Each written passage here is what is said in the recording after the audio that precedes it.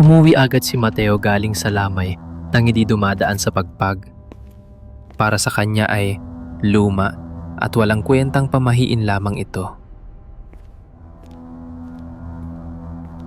Pumasok siya sa banyo upang maghilamos at tanggalin ang kanyang pagod.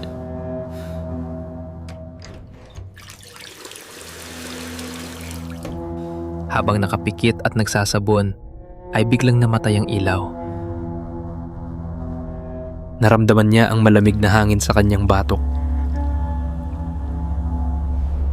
May narinig siyang mga yapak sa likod niya. Hello? Sino nandyan?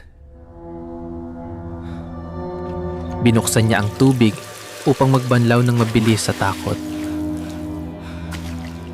Pagdilat niya ay walang ibang tao sa loob ng banyo.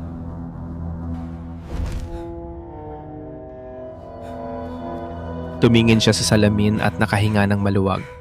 Ngunit ang kanyang refleksyon ay kakaiba ang titig sa kanya. Biglang ngumiti ang refleksyon ng sobrang lawak at hindi natural. Nagsalita ito. Naiuwi mo ako.